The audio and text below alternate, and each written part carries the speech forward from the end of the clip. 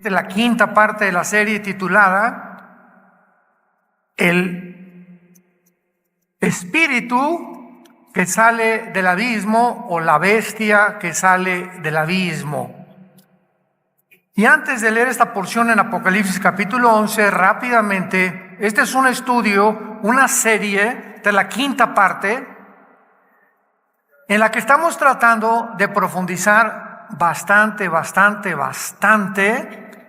tanto en el libro de Daniel como en el libro de Apocalipsis, respecto a la realidad física que nos rodea y a la realidad no física que nos rodea. ¿Qué quiero decir? Ustedes saben que durante muchos años, principalmente en el siglo XX, el siglo pasado, vino lo que se llamó el escepticismo, el agnosticismo, el ateísmo de personas que se decían intelectuales y comenzaron a decir, pues yo no puedo creer lo que no veo, lo que no siento, lo que no puedo percibir con mis 5 sentidos. El mundo científico en el siglo pasado se cerró totalmente a creer que había una realidad no física.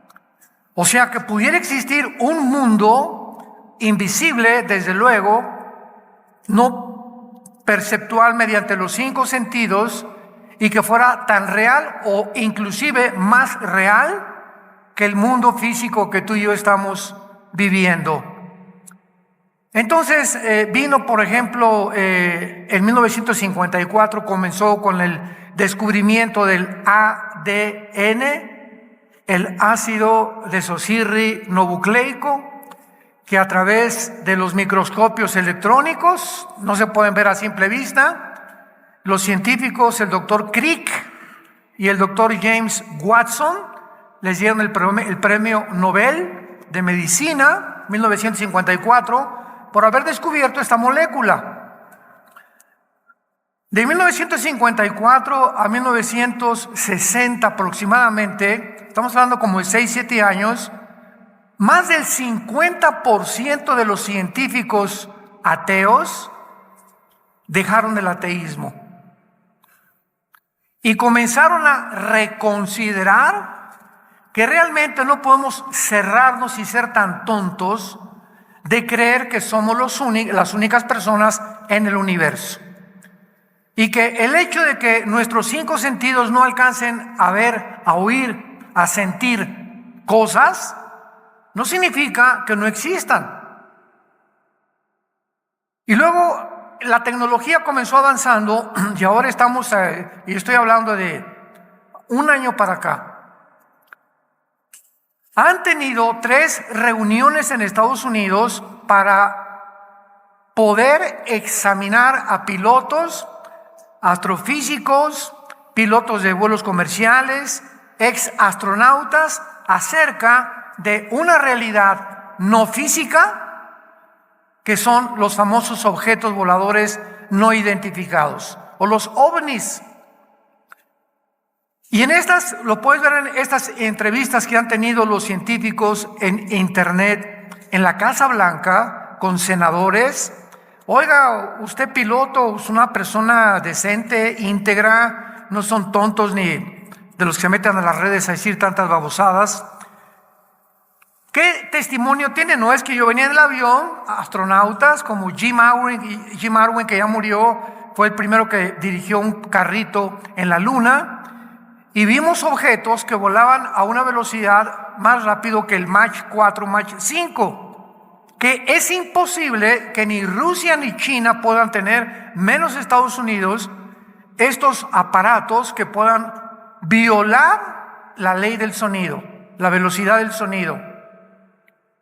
Entonces comenzaron a investigar que había una realidad no física, porque si estos objetos voladores no eran humanos, tenía que haber forzosamente tripulantes manejándolos. No podían ser drones tampoco. Vuelvo a repetir, porque todos los científicos, tanto de Rusia, China, Estados Unidos, etcétera, la India, están completamente convencidos de este fenómeno. Entonces comenzaron a adentrarse ya a reconocer que existe una realidad no física.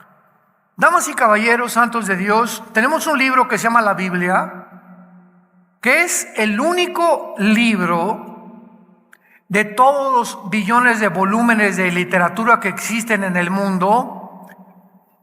Podemos comparar el libro con el Corán, el Ramayana, los Vedas, el Maharaniana Sutta, etcétera, etcétera. Cualquier libro que tú me quieras mencionar en este momento de carácter religioso que pueda aportarnos una revelación o información del mundo espiritual que nos rodea. Venimos a la Biblia y encontramos que nos corren las cortinas Dios en la Biblia de que la existencia de un mundo invisible, imposible de captar por los 5 sentidos humanos, existe. Como dice, veamos rápidamente aquí en el libro de Hebreos, capítulo 11, dice la Biblia, versículo 1 y 2. La fe es la certeza de lo que se espera, la convicción de lo que no se ve. Versículo 3. Por la fe entendemos haber sido constituido el universo por la palabra de Dios. De modo que lo que se ve fue hecho de lo que no se veía. Ahora, para poder comprender esto se necesita la fe. Pero no es una fe ciega.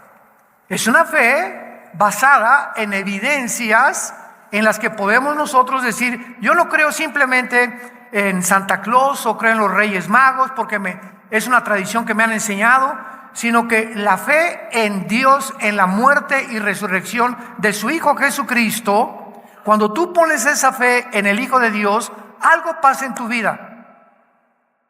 Algo se destapa en tu entendimiento y en tu cerebro, para que cuando vengas a la Biblia puedas corroborar con evidencias proféticas, científicas, genéticas, químicas, arqueológicas, paleontológicas, antropológicas, etcétera, etcétera, etcétera, etcétera, que la Biblia supera completamente la comprensión y la ciencia de los seres humanos. Por la fe entendemos. Mientras tú no tengas fe que Cristo murió por ti en la cruz, nunca vas a entender la Biblia. ¿Me van siguiendo? Y cuando comencemos a entender, por la fe entendemos que el universo fue constituido por la palabra de Dios. Damas y caballeros, señores científicos que nos escuchan a través de las redes de sociales, ¿cuándo podrá el ser humano, por la investigación científica o el conocimiento o la investigación intelectual, cuándo podrá el ser humano descubrir cuándo comenzó el universo? Nunca. Porque para que sea científico tiene que ser repetitivo. Los científicos son personas que hacen experimentos, que los demuestran en un laboratorio y que a través de la demostración se convierte en algo científico. Durante todo el siglo pasado nos engañaron y siguen engañando. El mundo está lleno de tantas mentiras de que veníamos de los animales. Y se postuló la teoría, no hecho científico, jamás lo ha sido, que venimos de los animales.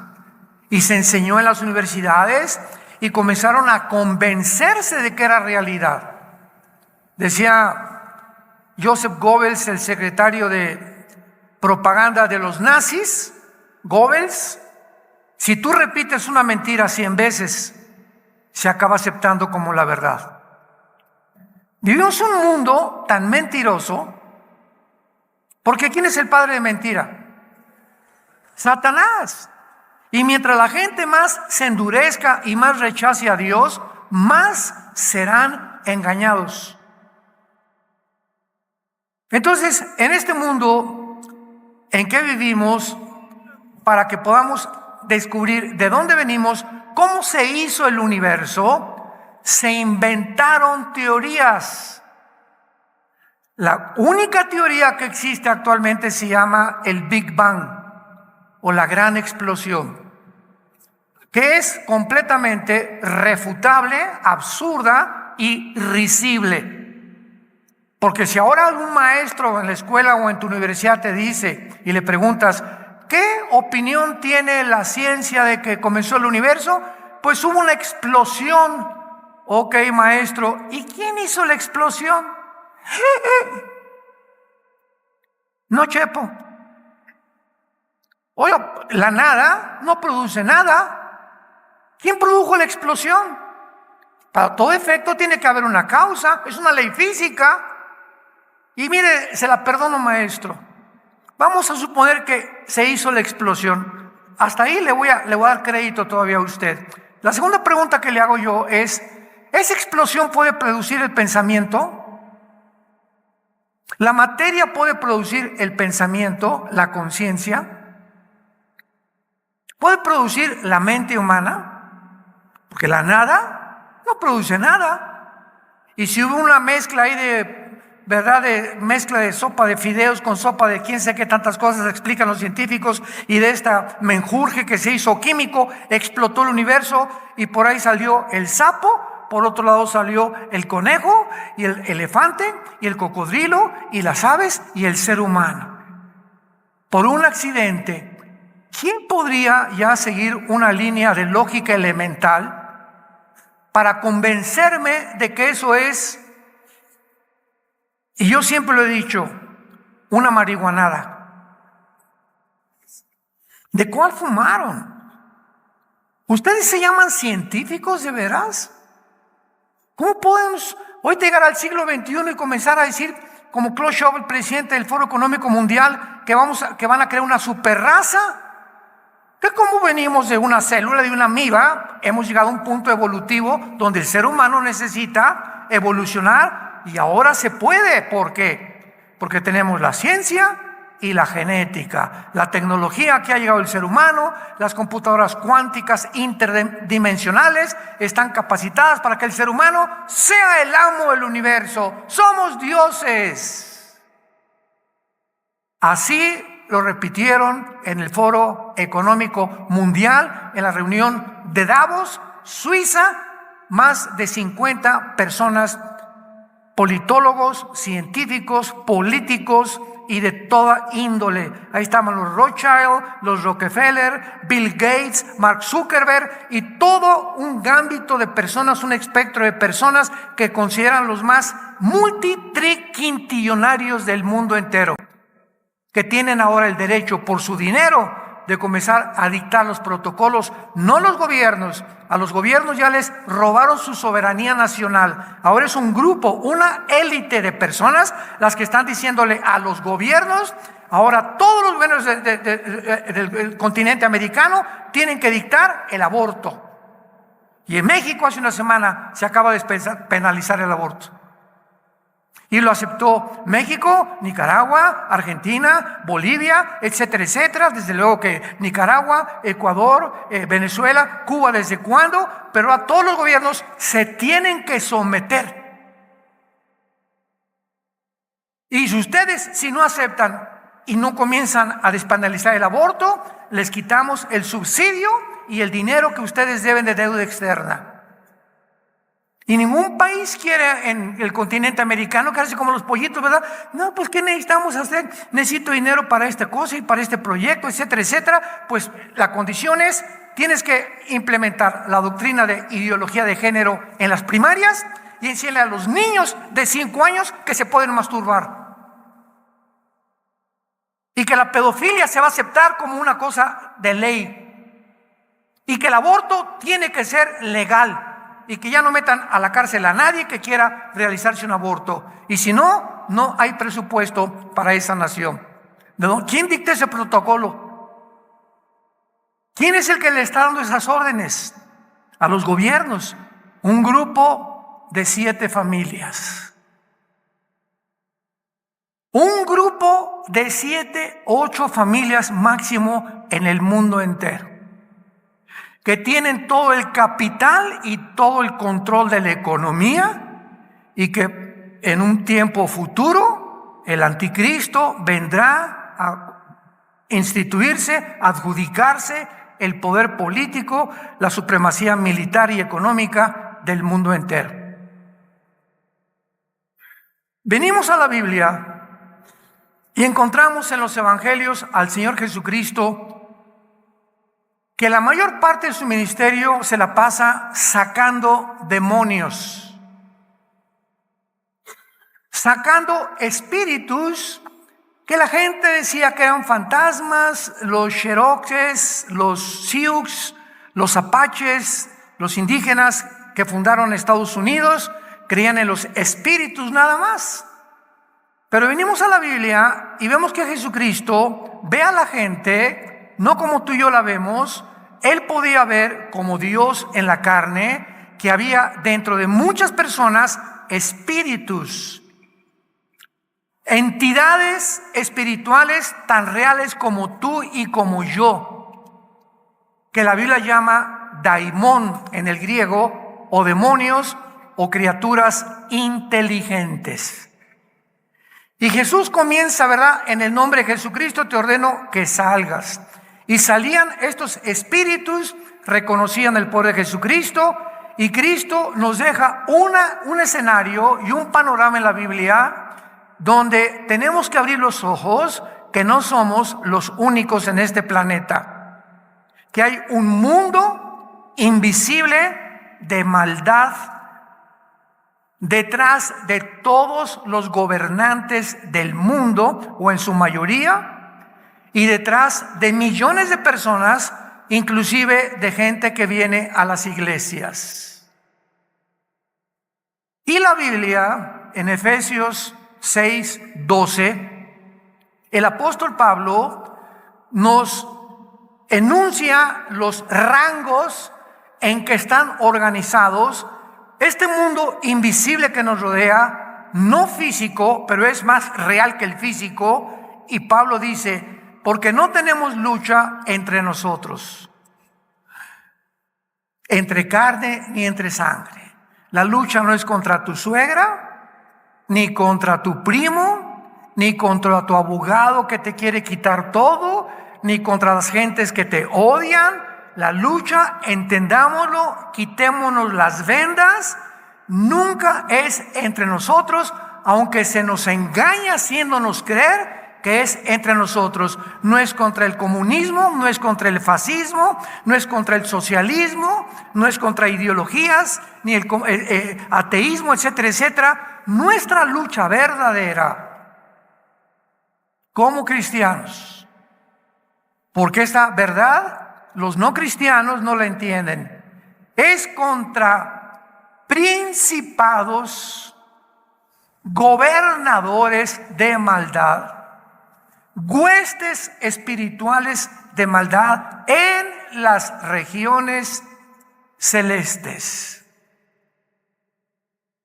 El mundo espiritual, invisible a nuestros ojos, pero mucho más real que el de nosotros, porque fue creado antes que nosotros.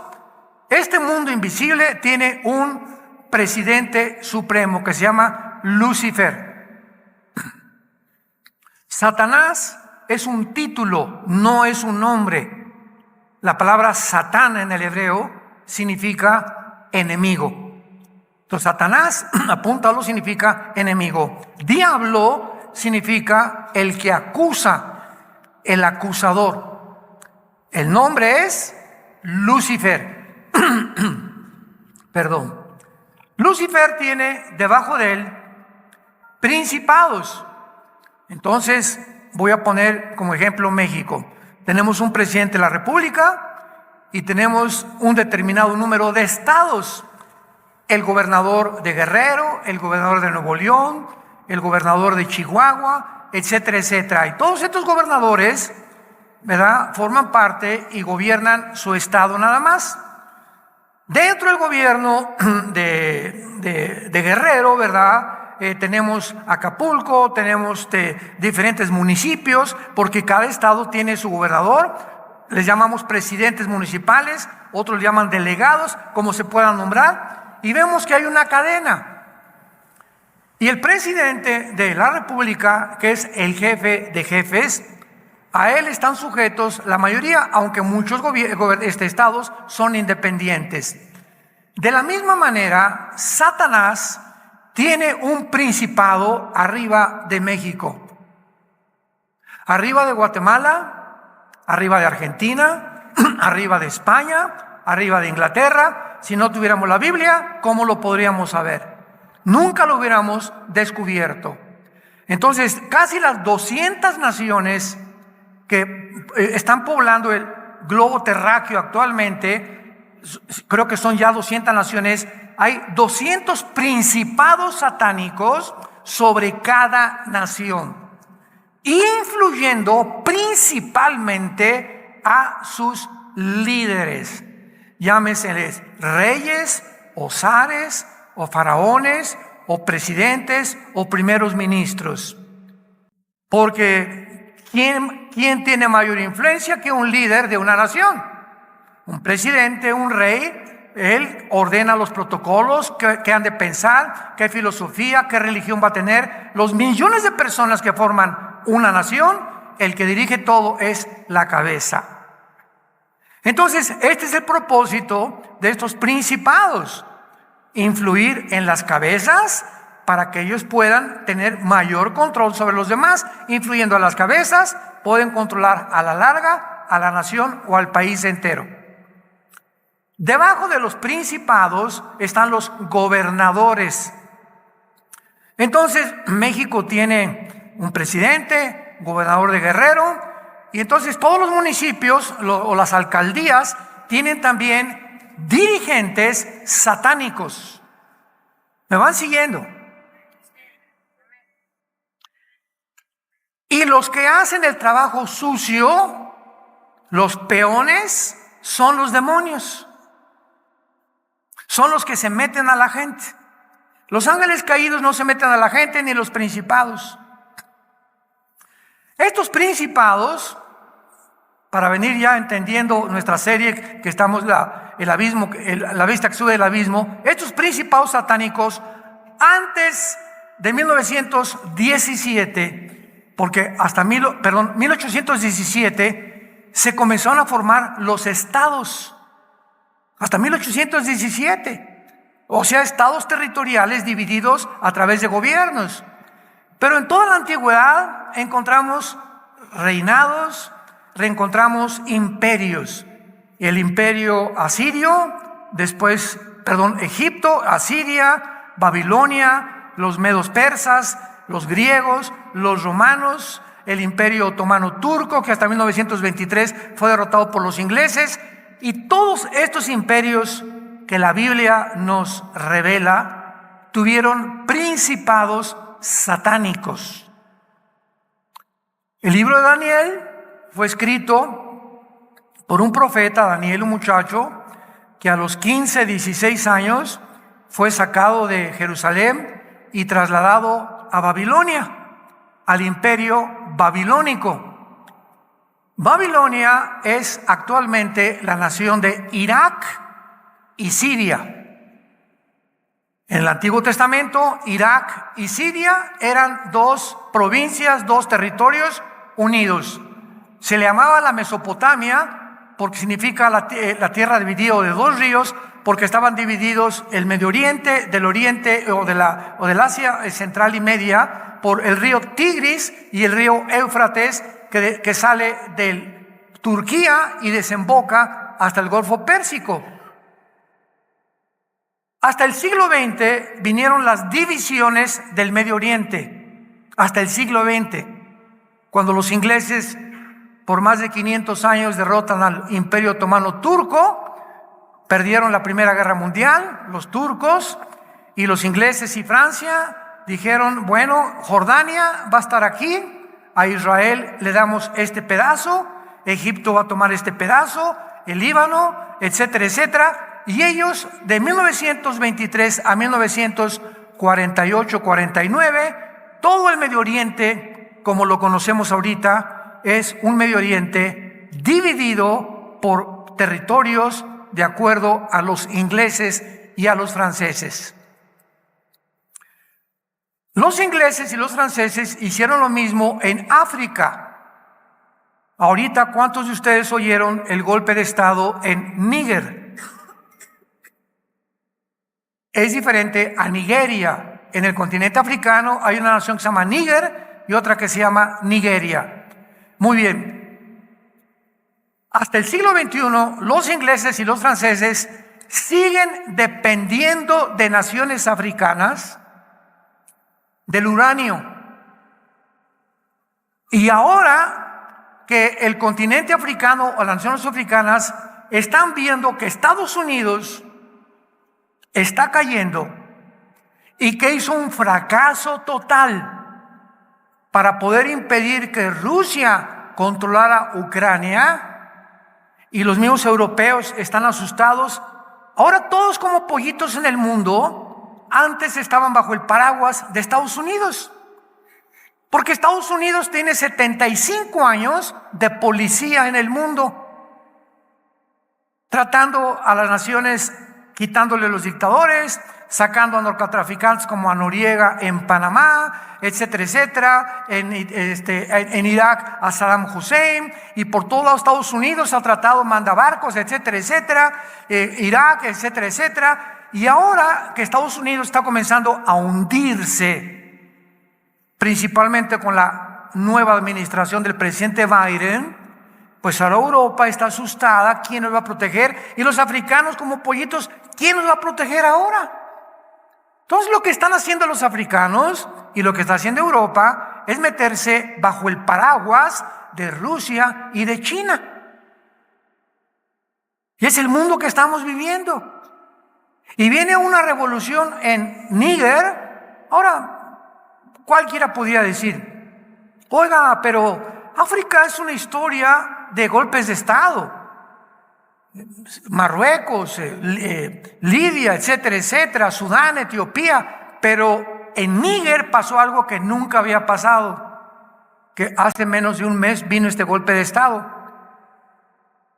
Putin tiene un grupo de mercenarios que se llama el grupo Wagner, que por cierto, todavía están viendo quién derribó el avión en el que iba Pirovovsky, el director, que es el principal grupo de Putin, y cayó en el avión con todo su equipo que formaba el grupo de mercenarios Wagner.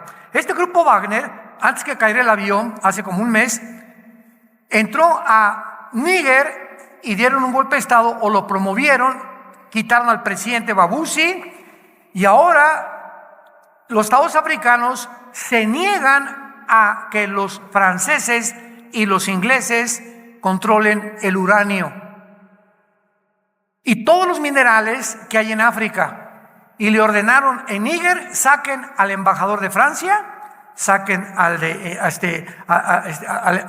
embajador de Inglaterra y a todos los demás con su personal. Totalmente, vamos nosotros los africanos ya a independizarnos de Europa. Pero nos unimos a Rusia. Y bíblicamente, en Ezequiel 38, se profetizó hace 2700 años que se uniría Rusia, Gog y Magog, con una alianza de naciones del norte de África: Kush, Fut, que es Etiopía, Sudán, continente, naciones africanas, y las que están al sur de Rusia, Kirguistán, Kazajistán, Kukistán, Afganistán, etcétera, etcétera, para venirse contra Israel. Nunca en la historia esta alianza se había formado. Y en esta alianza está Irán, con el nombre de Persia en la Biblia. En 1985 se le cambió el nombre de Persia a la República de Irán. En el 79 del siglo pasado, República Islámica, con el Ayatollah Khomeini, que le dieron el pinochetazo al Shah de Irán. República Islámica de Irán es su actual nombre. Entonces, ante nuestros ojos ahorita, yo veo las noticias. Cada semana está pasando algo en el mundo grave. El siglo pasado, en el 69, el hombre llegó a la luna. 1970, las computadoras. 1975, la comunicación interespacial de los satélites de comunicación. Y luego los chips, y entramos al siglo XXI, y los iPhones, y los iPads, y ahorita todo ya nada nos sorprende. Y de 2015, hace 8 años a nuestros días, cada año estaba pasando, en este año cada semana. ¿Qué quiero decirles a ustedes?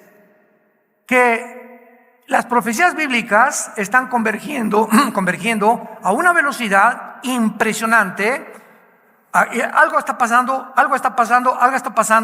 y están convergiendo en un punto donde ya se están uniendo estas profecías que eran necesarias para pavimentar el camino al nuevo gobierno mundial.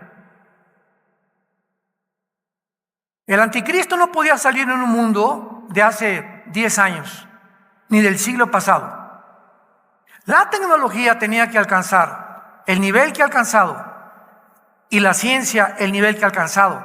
Inteligencia artificial, transgénero, transhumanismo, computadoras cuánticas interdimensionales, robotismo, todo esto tenía que crecer para preparar el mundo y estar completamente unidos antes de que el anticristo sacara la cabeza, que la va a sacar muy pronto en el mundo. Esta serie que estamos estudiando, La bestia que sube del abismo, así se llama la serie, estoy tratando de orientar a los cristianos de este mundo invisible y demostrar, en primer lugar, lo siguiente. Apocalipsis 11, versículo 7. Esto fue la introducción.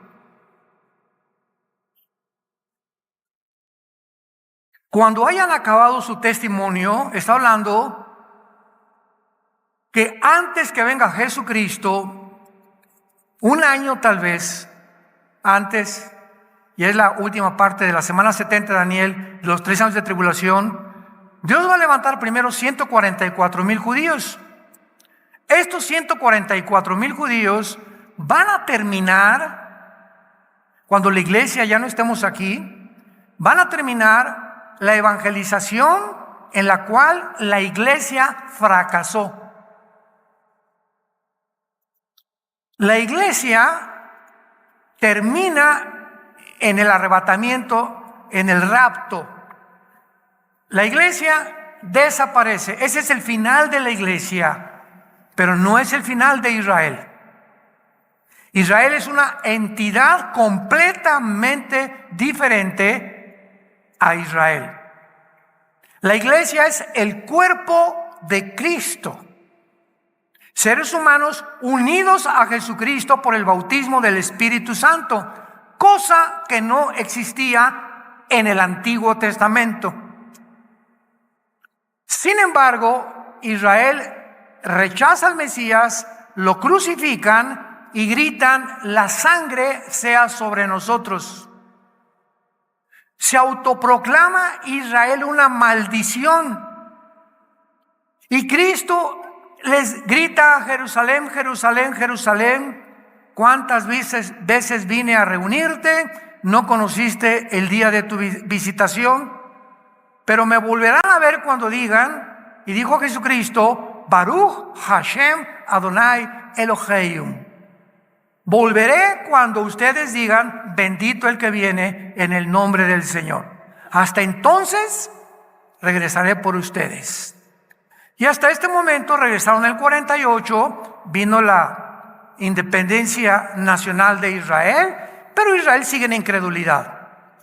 Gracias a Dios que hay miles de judíos étnicos que han aceptado a Jesucristo como su Mesías. Se calcula que hay más de 175,000 judíos en el mundo. Ellos no se llaman cristianos, se llaman mesiánicos, porque creyeron en el Mesías. La palabra cristiano significa pequeños ungidos, que es lo mismo, ¿verdad? En fin, pero de los más de 12, 13 millones de judíos que hay en el mundo, la mayoría viven en incredulidad. Entonces la iglesia se va y Dios se vuelve otra vez a Israel. Y por eso el Nuevo Testamento tiene más de 500 citas del Antiguo Testamento. Hasta el capítulo 4 del libro del Apocalipsis, la iglesia desaparece hasta el capítulo 19, que regresamos después de las bodas del Cordero con Jesucristo. Y durante todo este tiempo, los 7 años de la tribulación, es cuando los primeros 3 años levanta Cristo a 144,000 judíos étnicos de las 12 tribus de Israel. Porque repito, la iglesia fracasará en la evangelización, porque la iglesia, de acuerdo a la Biblia, terminará igual que como terminó Israel, en la apostasía. Y así lo dicen todos los apóstoles y lo dijo Jesucristo. Acordémonos de un versículo clave, Mateo 24. Será predicado el evangelio a todo el mundo y entonces vendrá el fin de la iglesia o el fin de Israel. Cuando dice el fin, se refiere al fin tanto de la iglesia como de Israel. Entonces, este fin es cuando venga Él en su segunda venida. Y cuando nos vayamos en el arrebatamiento, el evangelio no se ha predicado todavía en el mundo entero. No se imaginan la cantidad de naciones y los millones de personas que no han oído o que han muchas veces rechazado a Jesucristo. Entonces los 144,000 harán el último avivamiento de la historia, que se encuentra en Apocalipsis capítulo 7. Juan ve una gran multitud de todas las naciones en el cielo. Y allá en el cielo Juan le pregunta a uno de los ancianos, que son criaturas que se encuentran en el libro del Apocalipsis en el cielo: oye, ¿quiénes son estos?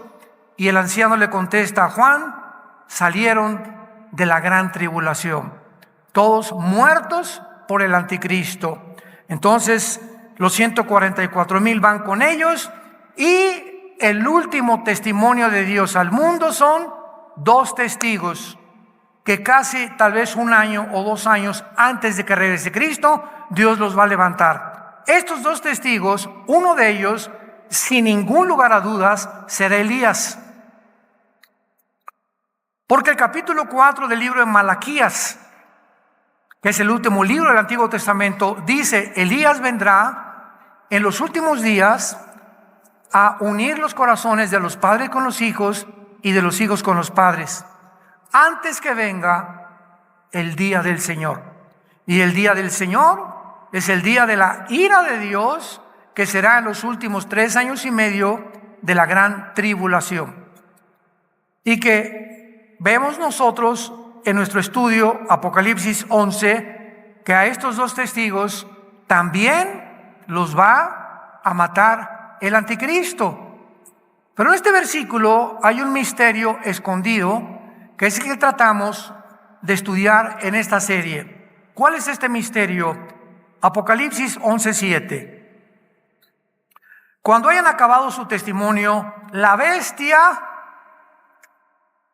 que sube del abismo hará guerra contra ellos y los vencerá y los matará. ¿Quién es esta bestia? Este es el tema central de esta serie. ¿Será el anticristo o no será el anticristo? La respuesta es: no es el anticristo. ¿Cómo lo sabemos? Muy bien, vamos por orden. La Biblia nos revela que existen 3 prisiones dentro del planeta Tierra de oscuridad diferentes. Mucha atención. Una prisión es para los demonios. Vamos a ver a continuación que cuando Cristo sacaba demonios le gritaban: no nos mandes al abismo. Muy bien, el abismo es el lugar, la prisión, Santa Marta Catitla, de los demonios. Están ahí esperando todavía el juicio final. Hay otra prisión para los espíritus humanos que se llama infierno.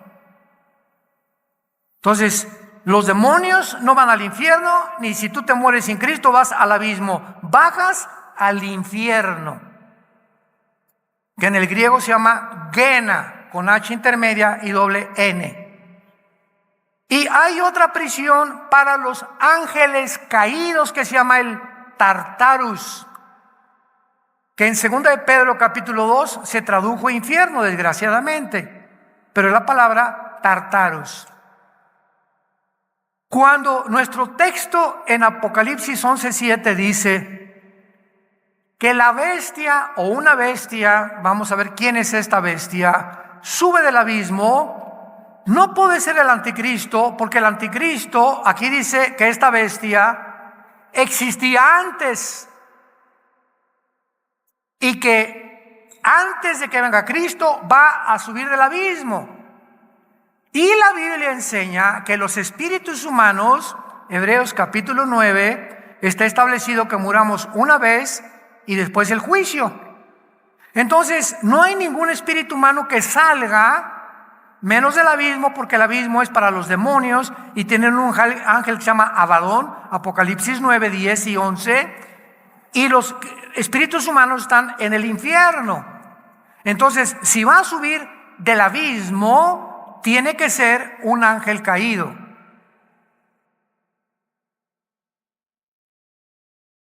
Porque los ángeles y los demonios son eternos.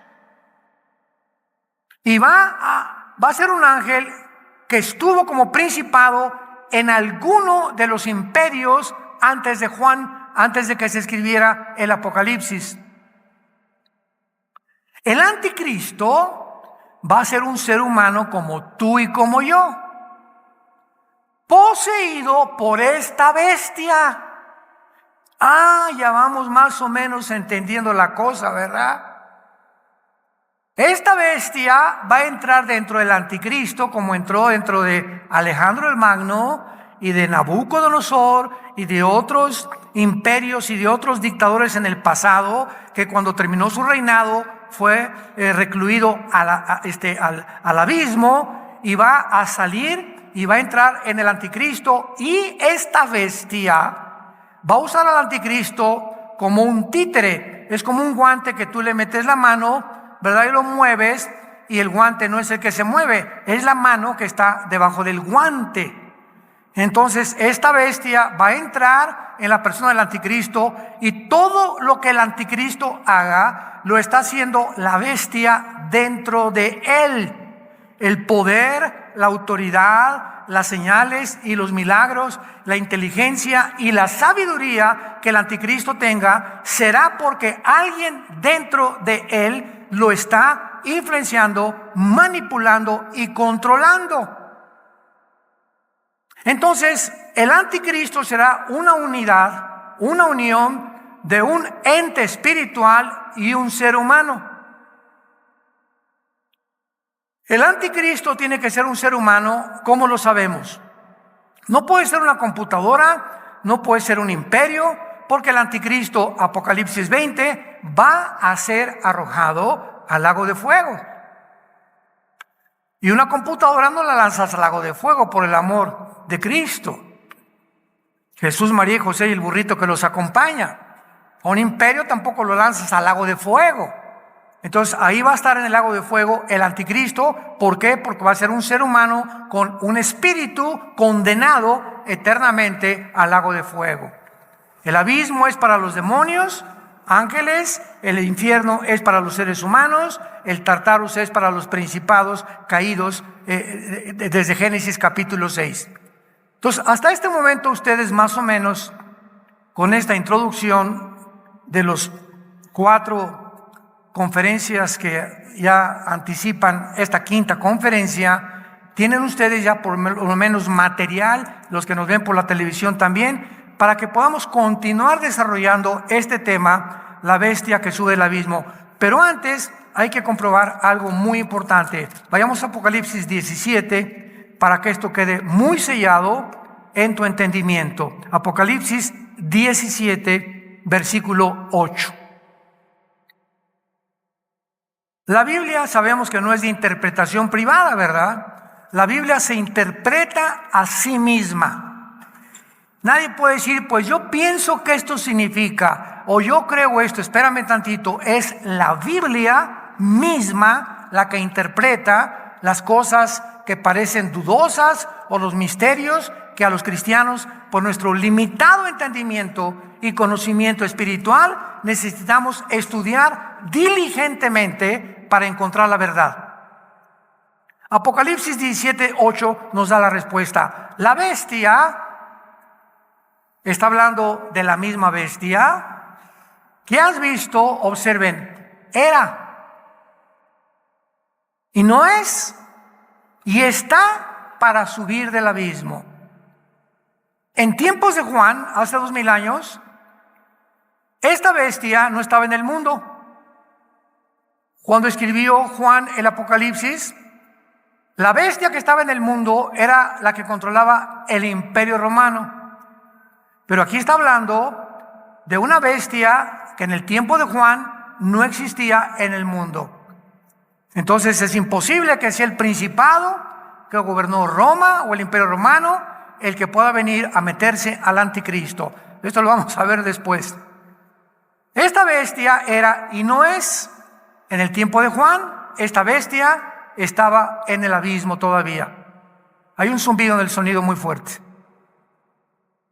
Y en tercer lugar, está para subir del abismo, o sea, va a suceder en el futuro e ir a la perdición. Entonces ya estamos entendiendo claramente. Nuestro pasaje original, Apocalipsis 11:7, la bestia que sube del abismo los perseguirá y los matará, que es el que infundirá sus poderes al anticristo. Por eso dijimos que la bestia tenemos que separarla del anticristo. Ahora vamos a entender esto de cómo estos principados satánicos entran a dictadores, entran a reyes, entran a líderes y los manejan. Vayamos a Ezequiel capítulo 28 en el Antiguo Testamento. Ezequiel 28. Y veamos esta verdad.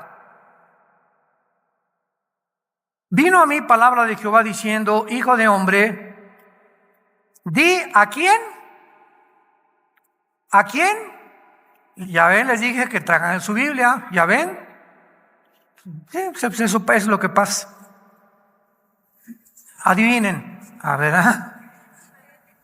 di al príncipe de Tiro: así ha dicho Jehová el Señor, por cuanto se enalteció tu corazón y dijiste: yo soy un Dios. Aquí las palabras de Dios al profeta Ezequiel van dirigidas a un príncipe, a un gobernante de uno de las ciudades más influenciables que hubo en la antigüedad en Israel, que era Tiro. Era una nación, una ciudad millonaria, poderosa. Dile estas palabras: yo soy un Dios. En el trono de Dios estoy sentado en medio de los mares, siendo tú hombre y no Dios, y has puesto tu corazón como corazón de Dios. Versículo 6. Por tanto, así ha dicho Jehová el Señor: por cuanto pusiste tu corazón como corazón de Dios. Versículo 9. Hablarás delante del que te mate diciendo: yo soy Dios. Tú hombre eres y no Dios, en la mano de tu matador. Muy bien, hasta aquí asumimos con esta lectura de que Dios le dice a Ezequiel: dile a ese hombre que no sea payaso. Dile a ese dictadorzuelo o a ese gobernante que él no es Dios y que se ha ensoberbecido como Dios y que cree que es Dios, pero no es Dios, que recuerde que es un hombre. Ahora veamos quién estaba detrás de Tiro, de este rey de Tiro. Versículo 11. Vino mi palabra de Jehová diciendo: Hijo de hombre, levanta endecha sobre el rey de Tiro. Otra vez le da otro mensaje Dios a Ezequiel. Y ahora Dios, con este segundo mensaje, nos corre la cortina del mundo espiritual que operaba detrás del rey de Tiro. Y dile, así ha dicho Jehová, el Señor: tú eras el sello de la perfección, lleno de sabiduría y acabado de hermosura. En Edén, en el huerto de Dios, estuviste. Nos detenemos aquí. ¿Podrá referirse al rey de Tiro como persona? Cuando leemos la creación de Satanás más adelante, vemos que está refiriéndose a Lucifer. Tú eras el sello de la perfección. Y de aquí en adelante describe la creación de Satanás. Tú eras el sello en el huerto. El rey de Tiro nunca estuvo en el Edén. Y cuando Adán y Eva fueron tentados, ¿quién estaba en el Edén?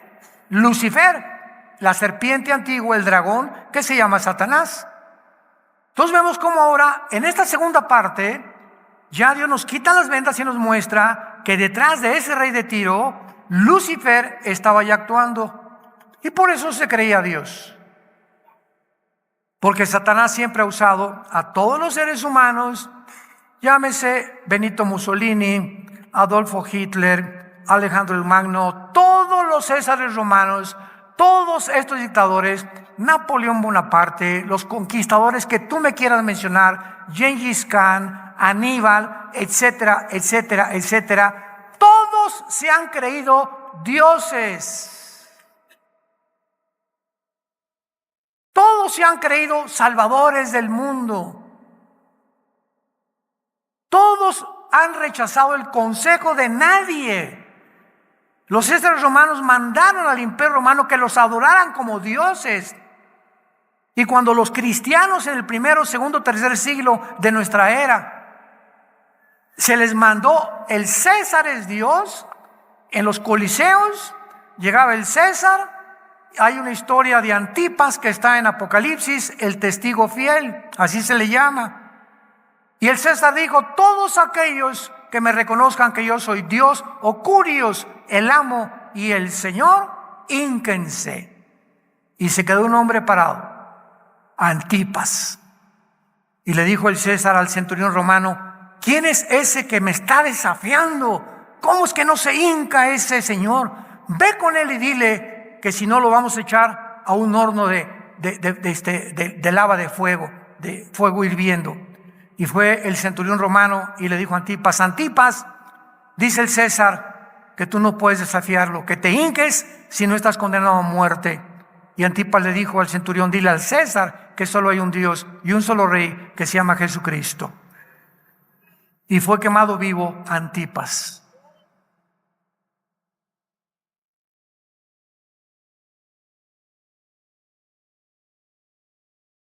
Te damos gracias, Padre, por tu palabra en esta mañana.